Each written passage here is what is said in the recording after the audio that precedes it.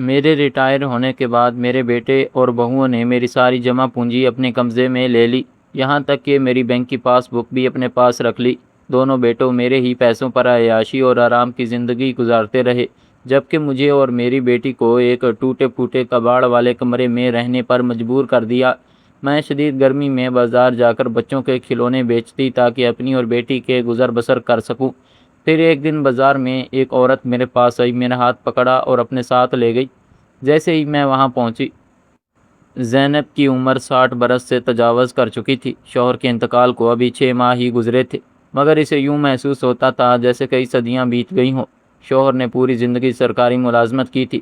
وہ ایماندار آدمی تھا، اس لیے ریٹائرمنٹ پر ملنے والی رقم کو بڑی احتیاط سے سنبھال کر رکھتا تھا تاکہ بڑھاپا سکون سے گزرے، بیٹی کی شادی ہو جائے اور کسی کے سامنے ہاتھ نہ پھیلانا پڑے۔ لیکن قسمت نے اسے یہ موقع ہی نہ دیا۔ ریٹائرمنٹ کے صرف 1 سال بعد وہ دل کا دورہ پڑنے سے دنیا چھوڑ گیا۔ شوہر کی تدفین کے بعد ابھی گھر میں فاتحہ کا سلسلہ بھی ختم نہ ہوا تھا کہ دونوں بیٹوں نعمان اور سلیمان کے لہجے بدلنے لگے۔ وہ ہر وقت ماں کو سمجھتے کہ اتنی بڑی رقم گھر میں رکھنا ٹھیک نہیں، لوگ جان جائیں گے تو نقصان ہو سکتا ہے۔ زینب کو اپنے بیٹوں پر اندھا اعتماد تھا۔ اس نے سوچا کہ آخر یہ میرے اپنے بچے ہیں، میرا برا کیوں چاہیں گے۔ ایک دن دونوں نے اسے بینک لے جا کر کہا، ابا کی تمام کاغذات مکمل کرنے ہیں، کچھ دستخط کرنے ہوں گے۔ زینب نے بغیر پڑھے ہر کاغذ پر دستخط کر دیے۔ واپسی پر نعمان نے مسکراتے ہوئے پاس بک اور ATM کارڈز اپنے پاس رکھ لیے اور بولا کہ امی، اب آپ کو ان چیزوں کی ضرورت نہیں، ہم سب سنبھال لیں گے۔ زینب نے ایک لمحے کو بھی اعتراض نہ کیا۔ ظاہر ہے باپ کے بعد بیٹے ہی گھر کے سربراہ ہوتے ہیں، اس لیے تو لوگ دعائیں کر کے بیٹے مانگتے ہیں۔ سب بیٹوں نے سنبھالنا تھا، اس لیے زینب کو کوئی اعتراض نہیں تھا۔ چند ہی ہفتوں بعد گھر کا ماحول مکمل طور پر بدل گیا۔ سب کے رویے آہستہ آہستہ بدلنے لگے۔ زینب جو خود کو گھر کی مالکن سمجھتی تھی، شوہر کے جانے کے بعد خود بخود سب بھاگ دوڑ بہو نے سنبھال لیا۔ زینب شوہر کی یاد میں اکثر ڈرائنگ روم میں بیٹھ جاتی۔ بہوؤں نے کہنا شروع کر دیا، امی ہر وقت ڈرائنگ روم میں بیٹھی رہتی ہیں، مہمان آتے ہیں تو عجیب لگتا ہے۔ پھر ایک دن دونوں بیٹوں نے فیصلہ سنا دیا کہ گھر کے پچھلے حصے میں جو پرانا کباڑ رکھنے والا کمرہ ہے، وہی اب امی اور چھوٹی بہن عائشہ کو کمرہ ہوگا۔ عائشہ ابھی 25 سال کی تھی۔ وہ تعلیم مکمل کر چکی تھی، مگر باپ کی بیماری اور پھر وفات کی وجہ سے ملازمت نہ کر سکی۔ اس نے بھائیوں سے بہت کہا کہ امی کی طبیعت خراب رہتی ہے، انہیں اس ٹوٹے پھوٹے کمرے میں نہ بھیجیں، مگر کسی نے اس کی ایک نہ سنی۔ کمرے کی چھت جگہ جگہ سے ٹوٹی ہوئی تھی۔ گرمی میں اندر آگ برسنے لگتی اور بارش میں پانی ٹپکتا رہتا۔ دیواروں میں نمی تھی اور ایک کونے میں پرانا ٹوٹا فرنیچر، زنگ آلودہ صندوق اور بیکار سامان پڑا رہتا۔ زینب نے پہلی رات اسی کمرے میں گزار کر خاموشی سے آنسو بہائے۔ اسے اپنے شوہر کی وہ بات یاد آئی جو اکثر کہا کرتا تھا کہ میں نے ساری زندگی بچوں کے لیے محنت کی ہے، بڑھاپے میں یہی ہمارا سہارا ہوں گے۔ زینب نے آسمان کی طرف دیکھ کر دل ہی دل میں کہا کہ کاش تم آج زندہ ہوتے تو اپنے بچوں کا اصل چہرہ دیکھ لیتے۔ گھر کا خرچہ اب دونوں بیٹے اپنی مرضی سے چلاتے تھے۔ زینب کے لیے الگ سے کوئی خرچہ مقرر نہ تھا۔ کبھی بچا ہوا کھانا مل جاتا، کبھی سارا دن صرف چائے پر گزارا کرنا پڑتا۔ عائشہ کو یہ سب برداشت نہ ہوتا، مگر وہ بے بس تھی۔ اس نے کئی جگہ ملازمت کی کوشش کی، مگر ہر جگہ تجربہ مانگا جاتا یا سفارش، اور وہ مایوس ہو کر واپس آتی۔ آخر ایک دن زینب نے فیصلہ کیا کہ وہ خود کچھ کرے گی۔ اگلے ہی دن اس نے اپنی چند پرانی چوڑیاں بیچی اور ان پیسوں سے بچوں کے سستے کھلونے خرید لیے۔ صبح سویرے وہ شدید گرمی میں بازار جا کر ایک فٹ پاتھ پر بیٹھ جاتی اور شام تک کھلونے بیچتی۔ دن بھر کی محنت کے بعد کبھی 500 روپے ملتے، کبھی 300، کبھی اس سے بھی کم۔ انہی پیسوں سے وہ اپنی اور بیٹی کے لیے آٹا، سبزی اور دوائیں خرید لاتی۔ محلے والے جب اسے دھوپ میں بیٹھا دیکھتے تو افسوس کرتے۔ کئی لوگ پوچھتے کہ آپ کے تو 2 جوان بیٹے ہیں، پھر آپ یہ کام کیوں کر رہی ہیں؟ زینب ہر بار مسکرا کر کہتی، بس دل لگا رہتا ہے۔ وہ اپنے بیٹوں کی عزت خراب نہیں کرنا چاہتی تھی۔ دوسری طرف نعمان اور سلیمان انہی پیسوں سے نئی گاڑیاں خرید رہے تھے، مہنگے ریسٹورنٹ جاتے، دوستوں کے ساتھ سیر کرتے اور سوشل میڈیا پر خوشحال زندگی کی تصاویریں لگاتے تھے۔ لوگ سمجھتے تھے کہ یہ سب ان کی کامیابی کا نتیجہ ہے، حالانکہ حقیقت کچھ اور تھی۔ ایک شام زینب تھکی ہاری گھر پہنچی تو دیکھا بہو نے کمرے کا پنکھا بھی اتار لیا ہے۔ پوچھنے پر جواب ملا کہ بچوں کے کمرے میں ضرورت تھی۔ گرمی سے عائشہ کی طبیعت خراب ہو گئی، رات بھر اسے بخار رہا، مگر بھائیوں میں سے کوئی حال پوچھنے بھی نہ آیا۔ اگلی صبح زینب نے اپنی دوائی کے پیسے بچا کر عائشہ کے لیے دوائی خریدی۔ اور پھر حسب معمول بازار چلی گئی۔ بازار میں ایک چھوٹا سا بچہ روز اس سے کھلونے خریدنے آتا تھا۔ اس دن وہ اپنی ماں کے ساتھ آیا۔ بچے نے ضد کی کہ اسے گاڑی چاہیے۔ عورت نے کھلونا خریدا، مگر جاتے جاتے زینب کو غور سے دیکھنے لگی۔ اس کی آنکھوں میں حیرت تھی، جیسے وہ زینب کو پہچاننے کی کوشش کر رہی ہو۔ زینب نے اس پر توجہ نہ دی اور دوسرے گاہکوں کی طرف متوجہ ہو گئی۔ 2 دن بعد وہی عورت دوبارہ آئی۔ اس نے کچھ دیر خاموشی سے زینب کو دیکھا، پھر دھیرے سے پوچھا، کیا آپ کا نام زینب ہے؟ زینب چونک گئی۔ اس نے حیرت سے عورت کی طرف دیکھا اور آہستہ سے جواب دیا، ہاں، مگر آپ کون ہیں؟ عورت کی آنکھیں بھر آئیں۔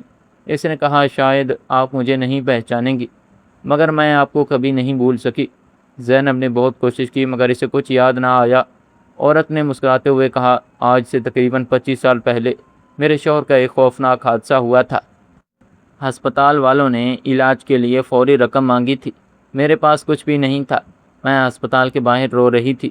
تب آپ اپنے شوہر کے ساتھ وہاں آئیں اور میری مدد کی تھی۔ آپ نے اپنی جمع پونجی میں سے اتنی رقم دی کہ میرے شوہر کی جان بچ گئی۔ میں نے بہت ڈھونڈا مگر آپ لوگ کہیں نہیں ملے۔ آج اچانک آپ کو یہاں دیکھا تو یقین نہیں آیا کہ وہی خاتون آج فٹ پاتھ پر کھلونے بیچ رہی ہے۔ زینب خاموش رہی۔ اسے دھندلا دھندلا واقعہ یاد آنے لگا۔ اس نے ہلکی سی مسکراہٹ کے ساتھ کہا، بیٹی، وہ تو بہت پرانی بات ہے۔ انسان کو دوسروں کی مدد کرنی چاہیے۔ عورت نے فوراً اس کا ہاتھ پکڑ لیا۔ اس کی آواز کانپ رہی تھی۔ اس نے کہا، نہیں، آج آپ میرے ساتھ چلیں۔ میں آپ کو اس حال میں یہاں نہیں چھوڑ سکتی۔ زینب گھبرا گئی۔ اس نے اپنا ہاتھ چھڑانے کی کوشش کرتے ہوئے کہا، نہیں بیٹی، مجھے گھر جانا ہے۔ میری بیٹی میرا انتظار کر رہی ہوگی۔ مگر عورت نے محبت سے اس کا ہاتھ تھامے رکھا اور بولی، بیٹی کہا ہے تو میں نے بھی آپ کو ماں کا درجہ دیا۔ مجھ پر بھروسہ کریں، صرف آدھا گھنٹہ، پھر میں خود آپ کو واپس چھوڑ دوں گی۔ زینب نے اس کے چہرے کی سچائی دیکھی تو خاموشی سے اس کے ساتھ چل پڑی، مگر نہ جانے کیوں زینب کے چہرے پر ابھی بھی گھبراہٹ تھی۔ کئی عرصے سے کسی نے اتنے محبت اور نرم لہجے میں بات نہیں کی تھی۔ اب زینب کو تلخ لہجوں اور رویوں کی عادت پڑ گئی تھی، مگر اسے بالکل اندازہ نہیں تھا کہ جس جگہ وہ جا رہی ہے وہاں پہنچ کر اس کی زندگی ہمیشہ کے لیے بدلنے والی ہے۔ زینب خاموشی سے اس عورت کی گاڑی میں بیٹھ گئی۔ راستے پر اس کے دل میں طرح طرح کے سوال اٹھتے رہے۔ وہ بار بار پوچھتی کہ بیٹی، آخر تم مجھے کہاں لے جا رہی ہو؟ مگر عورت ہر بار مسکرا کر یہی کہتی، تھوڑا صبر کریں، سب کچھ خود ہی سمجھ آ جائے گا۔ تقریباً آدھے گھنٹے بعد گاڑی شہر کے ایک خوبصورت علاقے میں ایک بڑے سے دفتر کے سامنے رکی۔ عمارت کے دروازے پر کئی ملازم احترام سے کھڑے تھے۔ جیسے ہی عورت گاڑی سے اتری، سب نے ادب سے سلام کیا۔ زینب حیرت سے یہ منظر دیکھ رہی تھی۔ عورت نے زینب کا ہاتھ تھاما اور اندر لے گئی۔ دفتر کے سب سے بڑے کمرے میں پہنچ کر اس نے زینب کو آرام دہ کرسی پر بٹھایا، ٹھنڈا پانی دیا اور کہا، امی، آج میری زندگی میں جو کچھ بھی ہے اس کی بنیاد آپ کی وہ نیکی ہے جو آپ شاید بھول چکی ہیں۔ میرا نام سائرہ ہے۔ جس شخص کی جان آپ نے برسوں پہلے بچائی تھی وہ میرے شوہر تھے۔ علاج کے بعد انہوں نے چھوٹے سے کاروبار سے دوبارہ آغاز کیا۔ اللہ نے اتنی برکت دی کہ آج ہماری کئی فیکٹریاں اور کمپنیاں ہیں، مگر ہم ہمیشہ اس خاتون کو تلاش کرتے رہے جس نے ہماری سب سے بڑی مشکل میں ہمارا ساتھ دیا تھا۔ یہ سن کر زینب کی آنکھوں سے آنسو بہنے لگے۔ اس نے کہا، بیٹی، میں نے تو صرف انسانیت کے ناطے مدد کی تھی، بدلے میں کچھ نہیں چاہیے تھا۔ سائرہ نے محبت سے اس کا ہاتھ چوم لیا اور بولی، اسی لیے اللہ نے آج مجھے آپ تک پہنچایا ہے۔ سائرہ نے ملازم کو چائے اور کھانا لانے کا کہا۔ زینب نے کئی دنوں بعد سکون سے پیٹ بھر کر کھانا کھایا۔ پھر سائرہ نے آہستہ سے پوچھا، امی، اب آپ کی یہ حالت کیسے ہوئی؟ آپ کے شوہر کہاں ہیں؟ آپ کے بچے کیا کرتے ہیں؟ زینب پہلے تو خاموش رہی، مگر سائرہ کے اصرار پر اس نے پوری کہانی سنا دی۔ شوہر کی وفات، بیٹوں کی بے وفائی، جمع پونجی پر قبضہ، بینک پاس بک لے لینا، کباڑ والے کمرے میں رہنا اور گرمی میں کھلونے بیچ کر گزارا کرنا، ایک ایک بات آ کے ساتھ بتاتی۔ سائرہ کی آنکھوں میں غصہ اور دکھ ایک ساتھ اتر آیا۔ اس نے فوراً اپنے وکیل کو بلایا اور کہا، پہلے معلوم کریں امی کے ساتھ قانونی طور پر کیا کیا گیا ہے۔ چند گھنٹوں میں کاغذات منگوائے گئے۔ وکیل نے تمام دستاویزات دے کر بتایا کہ ریٹائرمنٹ کی رقم زینب کے دستخط لے کر بیٹوں نے اپنے اکاؤنٹس میں منتقل کروا لی تھی۔ کئی کاغذات ایسے بھی تھے جن پر دستخط دھوکے سے کروائے گئے تھے۔ وکیل نے صاف کہا، اگر آپ چاہیں تو یہ مقدمہ جیت سکتی ہیں۔ زینب نے آہستہ سے کہا، میں اپنے بچوں کو جیل نہیں بھیجنا چاہتی، مگر میں اپنی بیٹی کا حق ضرور واپس لینا چاہتی ہوں۔ سائرہ نے جواب دیا، امی، کس پر ظلم کرنا جتنا بڑا گناہ ہے، ظلم برداشت کرتے رہنا بھی اتنا ہی نقصان دہ ہے۔ اسی شام سائرہ خود زینب کے ساتھ اس کے گھر پہنچی۔ عائشہ ماں کو نہ دیکھ کر پریشان ہو رہی تھی۔ جیسے ہی اس نے ماں کو دیکھا بھاگ کر گلے لگ گئی۔ سائرہ نے پہلی بار وہ ٹوٹا پھوٹا کمرہ دیکھا تو اس کی آنکھیں نم ہو گئیں۔ دوسری طرف نعمان اور سلیمان مہنگے صوفوں پر بیٹھے ٹی وی دیکھ رہے تھے۔ انہوں نے سائرہ کو دیکھا تو حیران رہ گئے۔ سائرہ نے نہایت سکون سے کہا، آپ دونوں اپنی والدہ سے معافی مانگیں اور ان کی تمام رقم اور بینک کی دستاویزات واپس کریں۔ نعمان ہنسنے لگا اور بولا، آپ کون ہوتی ہیں ہمارے گھر کے معاملات میں بولنے والی؟ سلمان نے بھی سخت لہجے میں کہا، جو ہو گیا سو ہو گیا، اب ہمارے پاس کچھ واپس کرنے کو نہیں۔ سائرہ نے خاموشی سے اپنے وکیل کا کارڈ ان کے سامنے رکھ دیا اور کہا، کل عدالت میں جواب دے دیجیے گا، اب بات گھر کی نہیں قانون کی ہوگی۔ یہ سن کر دونوں بھائیوں کے چہروں کا رنگ اڑ گیا، مگر انا نے انہیں خاموش رکھا۔ چند ہفتوں بعد عدالت میں مقدمہ شروع ہوا۔ بینک کے ریکارڈز، دستخط، گواہ اور تمام ثبوت پیش کیے گئے۔ حقیقت ایک ایک کر کے سامنے آتی گئی۔ جج نے واضح الفاظ میں کہا، ایک ماں کے اعتماد کا غلط فائدہ اٹھایا گیا۔ عدالت نے زینب کی رقم واپس کرنے، اس کا مکمل حساب دینے اور اس کے حقوق بحال کرنے کا حکم دیا۔ فیصلے کے بعد نعمان اور سلیمان پہلی بار اپنی ماں کے سامنے نظریں جھکا کر کھڑے تھے۔ دونوں نے معافی مانگنی چاہی، مگر زینب نے صرف اتنا کہا، تم نے میری دولت نہیں لوٹی تھی، تم نے میرا اعتماد چھینا تھا اور وہ دولت سے واپس نہیں آتا۔ سائرہ نے زینب اور عائشہ کے لیے ایک چھوٹا سا خوبصورت گھر خرید دیا، مگر زینب نے اسے قبول کرنے سے انکار کر دیا۔ اس نے کہا، میں خیرات نہیں لوں گی۔ سائرہ مسکرائی اور بولی، یہ خیرات نہیں، ایک بیٹی کا اپنی ماں کے لیے تحفہ ہے۔ بہت سمجھانے پر زینب مان گئی۔ کچھ ہی مہینوں بعد عائشہ کو سائرہ کی کمپنی میں اچھی ملازمت مل گئی۔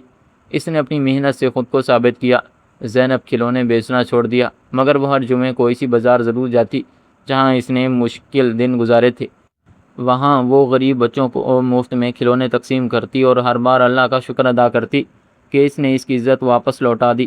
نعمان اور سلیمان اپنی غلطیوں کا بوجھ اٹھائے زندگی گزارنے لگے۔